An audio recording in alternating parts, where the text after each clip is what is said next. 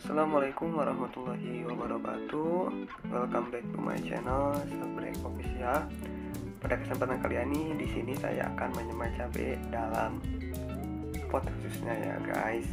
Nah, langkah yang pertama yaitu kita harus memisahkan terlebih dahulu media tanam yang akan kita pakai. Nah, di sini saya menggunakan tanah biasa sebagai media tanam yang paling utama. Nah, untuk selanjutnya usahakan tanah yang sudah kita pisahkan menjadi tanah yang halus tanpa butiran-butiran yang besar ya guys. Dan di sini juga saya menggunakan pupuk abu bekas pembakaran ya.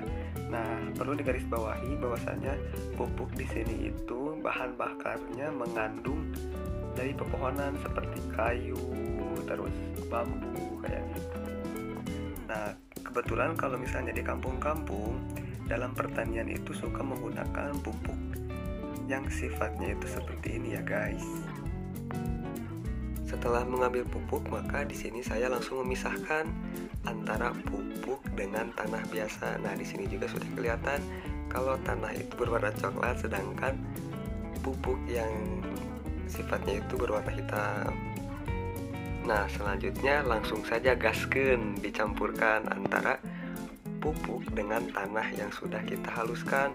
Walaupun di sini juga sifatnya masih kelihatan banyak arang-arang kayak gitu ya. Nah, di sini juga saya langsung memasukkan media tanamnya ke dalam pot. Nah, fungsinya itu kalau misalnya kita sudah mencampurkan tanah dengan pupuk, kalau misalnya kita menyiram, kalau misalnya dalam pembibitan tanahnya itu harus selalu lembab. Nah, jadi pertumbuhannya itu akan lebih cepat.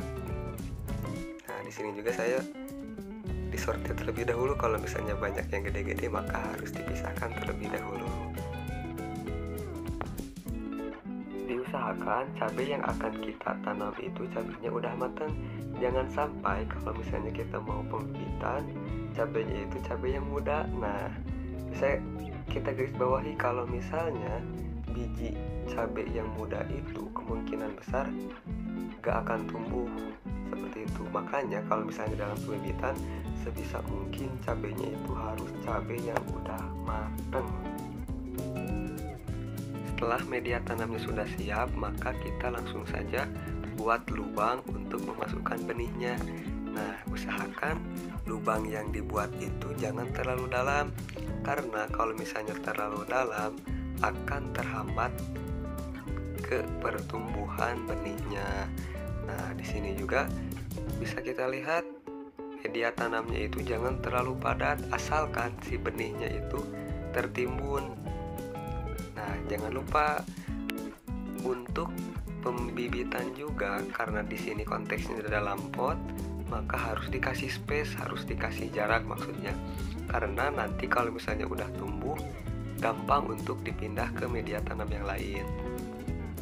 Untuk proses yang terakhir, maka kita sangat penting sekali untuk menjaga kelembaban media tanamnya agar pertumbuhannya itu lebih cepat dan hasilnya lebih memuaskan.